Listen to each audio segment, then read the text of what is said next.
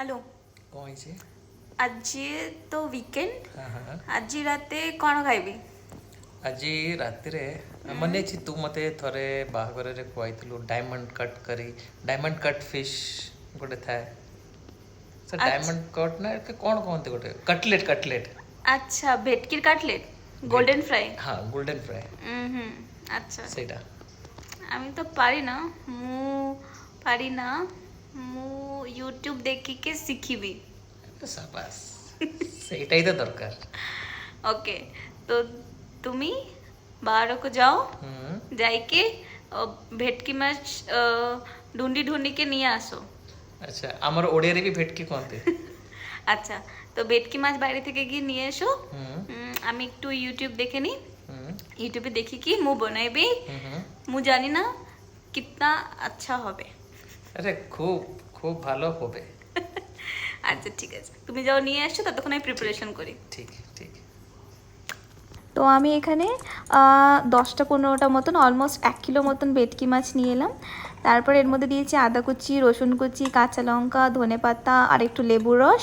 এটাকে একটু বেটে তারপরে তোমার ভেটকি মাছের মধ্যে নুন আর একটু গোলমরিচ গুঁড়ো মাখা করে তার মধ্যে ওই পেস্টটা দিয়ে ম্যারিনেট করলাম। তারপরে মনে পড়লো যা আমি তো পেঁয়াজ, গরম মশলা, একটু সর্ষে তেল, একটু চিনি এটা দিতে ভুলেই গিয়েছিলাম।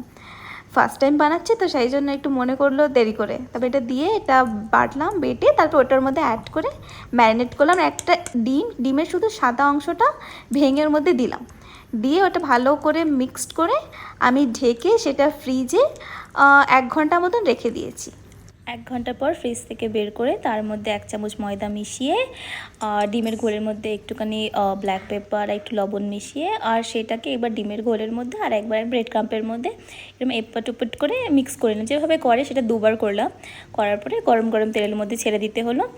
আর ছেড়ে হালকা একটু ব্রাউন করে, আমি একটুখানি বেশিই ব্রাউন করে ফেলেছিলাম, ব্রাউন করে আর তার সাথে কাসুন দিয়ে আর পেঁয়াজের সাথে পরিবেশন করলাম। গরম গরম খেয়ে তো খুব দারুণ লাগলো। দেখি এবার বরকে খাইয়ে কেমন লাগে।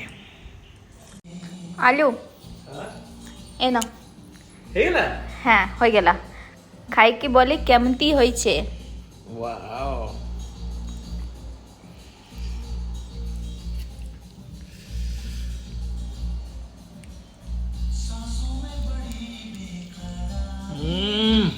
ভালো হয়েছে সত্যি নাকি মিচিমিচি?